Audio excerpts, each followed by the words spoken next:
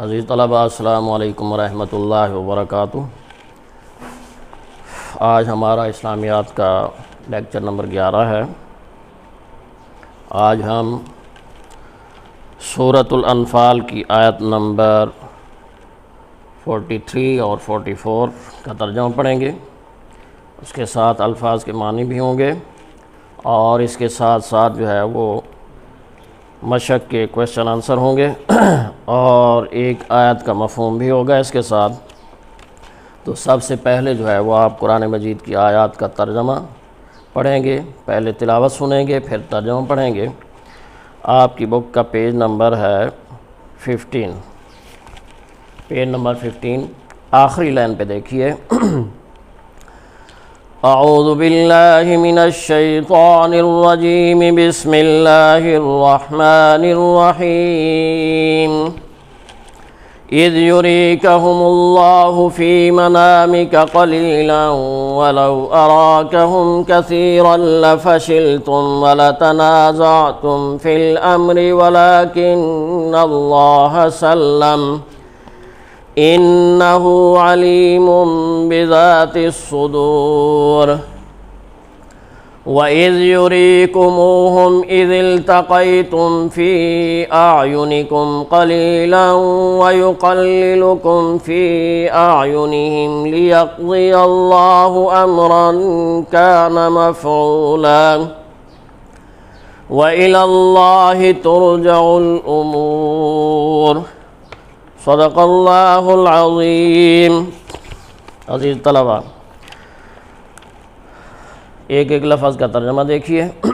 از جب، یوریکا آپ کو دکھاتا تھا، ہم وہ یعنی کافر، جب اللہ تعالیٰ آپ کو کافر دکھاتا تھا، اللہ فی منامکا آپ کے خواب میں، جب اللہ تعالیٰ آپ کو کافر آپ کے خواب میں دکھاتا تھا، قلیلاً تھوڑے، قلیلاً یہاں تک پہلا جملہ ختم ہو گیا ہے، نشان لگا لیجئے۔ اس وقت خدا نے تمہیں خواب میں کافروں کو تھوڑی تعداد میں دکھایا، یہاں تک۔ دوسرا جملہ، ولو اور اگر، اراکا دکھاتا آپ کو، ہم وہ کثیراً زیادہ تعداد میں، لفشلتم تو تم ہمت ہار جاتے، تم لوگ جی چھوڑ دیتے، یہاں تک دوسرا جملہ ختم ہو گیا ہے۔ وَلَوْ أَرَاكَهُمْ كَثِيرًا لَفَشِلْتُمْ اور اگر بہت کر کے دکھاتا تو تم لوگ جی چھوڑ دیتے۔ تیسرا جملہ، وَلَا تَنَازَعْتُمْ اور تم جھگڑنے لگتے، تنازع جھگڑے کو کہتے ہیں، وَلَا تَنَازَعْتُمْ اور تم جھگڑنے لگتے، فِي الْأَمْرِ کام میں، فِي الْأَمْرِ تک جملہ ختم ہو گیا ہے۔ وَلَا تَنَازَعْتُمْ فِي الْأَمْرِ اور جو کام تمہیں درپیش تھا اس میں تم جھگڑنے لگتے، یعنی جہاد کے معاملے میں۔ اگلا جملہ، وَلَٰكِنْ اور لیکن اللہ نے سلم صحیح سالم رکھا، محفوظ رکھا، بچا لیا، سلم۔ وَلَٰكِنْ اللہ سلم، یہاں تک جملہ ختم ہو گیا ہے، لیکن خدا نے تمہیں اس سے بچا لیا، جھگڑے سے، اختلاف سے اللہ تعالیٰ نے محفوظ رکھا۔ آیت کا آخری جملہ ہے، انہ بے شک وہ علیم جانتا ہے، بذات الصدور سینوں کی باتیں، سینوں کے راز۔ انہ علیم بذات الصدور بے شک وہ سینوں کی باتوں تک سے واقف ہے۔ بامحاورہ ترجمہ اس کا دیکھیے کہ اے مسلمانوں اس وقت کو یاد کرو جب اللہ تعالیٰ نے تمہیں خواب میں کافروں کو تھوڑی تعداد میں دکھایا، اگر زیادہ تعداد میں دکھاتا تو تم لوگ جی چھوڑ دیتے اور جو کام تمہیں درپیش تھا اس میں جھگڑنے لگتے، لیکن اللہ نے تمہیں اس سے بچا لیا، بے شک وہ سینوں کی باتوں تک سے واقف ہے۔ تو عزیز طلبہ، یہاں پر اللہ تعالیٰ نے غزوہ بدر کے خصوصی انعام و احسان کا ذکر فرمایا ہے۔ ویسے تو اللہ تعالیٰ کے بڑے انعامات و احسانات تھے مسلمانوں پر، جن کا ذکر ہم دوسرے رکوع میں پڑھ چکے ہیں۔ اس کے علاوہ جو خصوصی انعام و احسان ہے اس کا ذکر یہاں پر اللہ تعالیٰ نے فرمایا ہے کہ جنگ کا آغاز ہونے سے پہلے اللہ تعالیٰ نے نبی اکرم صلی اللہ علیہ وسلم کو خواب میں کافروں کی تعداد کم کر کے دکھائی، حالانکہ وہ مسلمانوں سے 3 گنا زیادہ تھے، لیکن اللہ تعالیٰ نے ان کی تعداد کم کر کے دکھائی تاکہ آپ مسلمانوں کے سامنے ان کی کم تعداد کو ظاہر کریں اور مسلمان جو ہے وہ مقابلے سے حوصلہ نہ ہاریں، آپس میں اختلاف نہ کریں، آپس میں جھگڑا نہ کریں۔ تو اللہ تعالیٰ نے مسلمانوں کو آپس میں اختلاف اور جھگڑا سے محفوظ رکھا اور ان کے حوصلے پست نہ ہوئے، تو اسی بات کا یہاں پر تذکرہ ہے۔ دوسری آیت دیکھیے، وَإِذْ اور جب یُرِیکُمُ تم لوگوں کو انہیں دکھاتا تھا، ہم وہ، اِذْ جب التقیتم تمہارا مقابلہ ہوا، فی اعینکم تمہاری نظروں میں، قلیلاً تھوڑے، قلیلاً تک پہلا جملہ ختم ہو گیا دوسری آیت کا، وَإِذْ یُرِیکُمُوہُمْ اِذِ التقیتم فی اعینکم قلیلاً، اور اس وقت جب تم ایک دوسرے کے مقابل ہوئے تو کافروں کو تمہاری نظروں میں تھوڑا کر کے دکھاتا تھا۔ دوسرا جملہ، وَيُقَلِّلُكُمْ اور تمہیں بھی کم کر کے دکھاتا تھا، فی اعینہم ان کی نظروں میں، وَيُقَلِّلُكُمْ فی اعینہم اور تم کو ان کی نگاہوں میں تھوڑا کر کے دکھاتا تھا۔ دوسرا جملہ یہاں تک ہو گیا۔ تیسرا جملہ، لِيَقْضِيَ تاکہ کر گزرے، اللہ امراً کام، کان ہے مفعولا ہو کر رہنے والا، تاکہ اللہ جو کام کرنا منظور تھا اللہ کو اسے کر ڈالے، تاکہ اللہ تعالیٰ وہ کام کر گزرے جو اللہ تعالیٰ کو کرنا منظور تھا۔ اگلا جملہ، وَإِلَى اللَّهِ اور اللہ کی طرف ترجع لٹایا جاتے ہیں، الامور سب امور سب کام، وَإِلَى اللَّهِ ترجع الامور اور سب کاموں کا رجوع اللہ ہی کی طرف ہے۔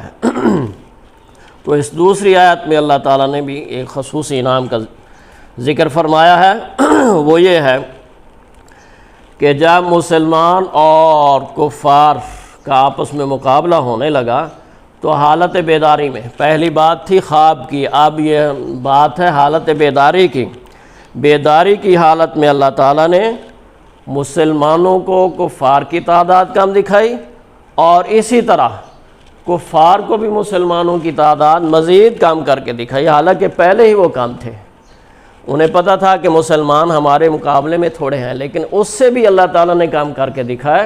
اس کا مقصد یہ تھا کہ کفار جو ہے وہ میدان چھوڑ کر نہ بھاگیں، اور اللہ نے آج ان کے لیے جو شکست مقدر کر رکھی ہے وہ شکست ان کا مقدر بنے، ان کو شکست ہو اور مسلمانوں کو فتح ہو۔ اسی لیے اللہ تعالیٰ نے اس موقع پر حالت بیداری میں کفار کو بھی مسلمانوں کی تعداد مزید کم کر کے دکھائی تاکہ وہ مقابلے سے پیچھے نہ ہٹیں، اور اسی طرح مسلمانوں کو بھی ان کی تعداد کم کر کے دکھائی تاکہ وہ حوصلہ نہ ہاریں، ہمت نہ ہاریں۔ تو یہ 2 آیات ہیں۔ اس کے بعد ان آیات میں جو ہے وہ یہ نکات بیان کیے گئے ہیں۔ پہلا نقطہ یہ ہے کہ خواب میں کفار کی تعداد کم دکھانا، اللہ تعالیٰ نے مسلمانوں کو، نبی اکرم صلی اللہ علیہ وسلم کو خواب میں کفار کی تعداد کم دکھائی تاکہ مسلمان حوصلہ نہ ہاریں۔ دوسرا نقطہ یہ ہے کہ بیداری کی حالت میں بھی اللہ تعالیٰ نے کفار کی تعداد کم دکھائی، مسلمان بیداری کی حالت میں تھے تو بیداری کی حالت میں اللہ تعالیٰ نے مسلمانوں کو کفار کی تعداد کم دکھائی تاکہ وہ جوش اور ہمت سے آگے بڑھیں۔ تیسرا نقطہ یہ ہے کہ کفار کو بھی مسلمانوں کی تعداد کم دکھائی تاکہ کفار بھی میدان چھوڑ کر نہ بھاگیں اور شکست ان کا مقدر ٹھہرے۔ چوتھا نقطہ یہ ہے کہ مسلمانوں کو جھگڑے سے اللہ تعالیٰ نے محفوظ رکھا، کفار کی تعداد کم دکھا کر ان کو جھگڑے سے، اختلاف سے اللہ تعالیٰ نے محفوظ رکھا تاکہ آپس میں وہ جھگڑا نہ کریں، اختلاف نہ کریں۔ اور مقصد کیا تھا؟ 5واں نقطہ جو ہے اس میں مقصد بیان کیا گیا ہے کہ اللہ تعالیٰ کے فیصلے کی تکمیل تھی، اور اللہ تعالیٰ کا فیصلہ کیا تھا؟ اللہ تعالیٰ کا فیصلہ یہ تھا کہ مسلمانوں کو اللہ تعالیٰ فتح عطا فرمائے اور کفار کو شکست ہو۔ تو اللہ تعالیٰ کے فیصلے کی تکمیل تھی، اللہ تعالیٰ نے مسلمانوں کو فتح عطا فرمائی اور کفار کو شکست دی۔ تو عزیز طلبہ، تمارین ہیں۔ پہلا کویشچن یہ ہے کہ مال غنیمت کی تقسیم جو ہے وہ کیسے ہوگی؟ مال غنیمت کی تقسیم کے بارے میں کیا حکم دیا گیا ہے؟ تو مال غنیمت کی تقسیم کے حوالے سے اللہ تعالیٰ نے بتایا ہے کہ اس کے 5 حصے ہوں گے۔ کتنے حصے ہوں گے؟ 5۔ مال غنیمت کے کتنے حصے ہوں گے؟ 5 حصوں میں سے 4 حصے مجاہدین میں تقسیم ہوں گے، 4۔ اور جو 5واں حصہ ہے جس کو خمس کہتے ہیں، اس کو کہتے ہیں خمس، 5واں حصہ، وہ 5واں حصہ جو ہے وہ بیت المال کے لیے ہوگا، یعنی اس کو اللہ کے رضا کے کاموں میں استعمال کیا جائے گا۔ اور نبی اکرم صلی اللہ علیہ وسلم کے عہد مبارک میں وہ نبی اکرم صلی اللہ علیہ وسلم کے عزیز و اقارب اور رشتہ داروں کے لیے جو ہے وہ استعمال ہوتا تھا۔ تو اس کے بارے میں اللہ تعالیٰ نے بتایا ہے کہ مال غنیمت کے 5 حصے ہوں گے، جن میں سے 4 حصے مجاہدین میں تقسیم ہوں گے، جبکہ 5ویں حصے کی تقسیم اللہ تعالیٰ نے بتائی ہے کہ اس 5واں حصہ ہے وہ اللہ کے لیے ہے، اللہ کے رسول صلی اللہ علیہ وسلم کے لیے ہے، اور آپ کے قرابت داروں کے لیے ہے، یتیموں اور مسکینوں اور مسافروں کے لیے ہے۔ تو 5ویں حصے کی یہ تقسیم ہے۔ یہ تو پہلا کویسچن تھا۔ دوسرا کویسچن یہ ہے کہ اللہ تعالیٰ نے غزوہ بدر میں مسلمانوں کی کامیابی کے لیے کس کس خصوصی انعام و احسان کا ذکر فرمایا؟ یہ بھی ہم نے پڑھا ہے ان 2 آیات میں۔ ویسے تو اللہ تعالیٰ نے غزوہ بدر کے موقع پر مسلمانوں پر بڑے انعامات اور احسانات کیے تھے، لیکن ان میں سے 2 خصوصی انعام و احسان یہاں پر ذکر فرمائے گئے ہیں۔ پہلا انعام یہ ہے کہ اللہ تعالیٰ نے نبی اکرم صلی اللہ علیہ وسلم کو خواب میں کفار کی تعداد کم دکھائی، اور دوسرا انعام یہ ہے کہ حالت بیداری میں جب مسلمانوں اور کفار کا مقابلہ ہونے لگا تو حالت بیداری میں اللہ تعالیٰ نے مسلمانوں کو کفار کی تعداد کم دکھائی تاکہ وہ حوصلے سے آگے بڑھیں اور مقابلہ کریں اور مسلمانوں کو فتح حاصل ہو جائے اور کفار کو شکست ہو۔ اس کے بعد عزیز طلبہ الکلمات اور التراکیب ہیں، الفاظ معنی ہیں۔ مزت، پہلا لفظ ہے مزت، ماضی سے ہے، گزر چکی، اور دوسرا ہے یوم الفرقان۔ یوم الفرقان کا مطلب فیصلے کا دن، یوم دن کو کہتے ہیں اور الفرقان کہتے ہیں فیصلہ۔ تو غزوہ بدر کو یوم الفرقان یہاں پر کہا گیا ہے کہ یہ فیصلے کا دن تھا۔ اس دن فیصلہ ہو گیا تھا کہ حق کیا ہے اور باطل کیا ہے، سچ کیا ہے اور جھوٹ کیا ہے، سچے کون ہیں اور جھوٹے کون ہیں، اہل حق کون ہیں اور اہل باطل کون ہیں۔ اسی لیے اس کو کہتے ہیں یوم الفرقان، غزوہ بدر کے دن کو یوم الفرقان، فیصلے کا دن۔ اگلا لفظ ہے العدوۃ الدنیا۔ العدوۃ الدنیا، وادی کے اس جانب، زیر کے ساتھ، یعنی قریب والی دنیا، اسی لیے دنیا کہتے ہیں ہمارے قریب ہے، اور آخرت ذرا دور ہے، اس کو آخرت اسی لیے کہتے ہیں۔ العدوۃ الدنیا، وادی کے اس جانب یعنی قریب والی جانب، اور العدوۃ القصویٰ، وادی کے اس جانب، اس پار یعنی دور کی طرف اشارہ ہے۔ اور اگلا لفظ ہے الرکب۔ الرکب قافلہ، قافلے کو کہتے ہیں الرکب۔ اور اس کے بعد ہے لفشلتم، تم ضرور ہمت ہار جاتے، نامردی دکھاتے، حوصلہ ہار جاتے۔ اور آخری لفظ ہے یقلل، تھوڑا کر کے دکھاتا ہے، کم کر کے دکھاتا ہے۔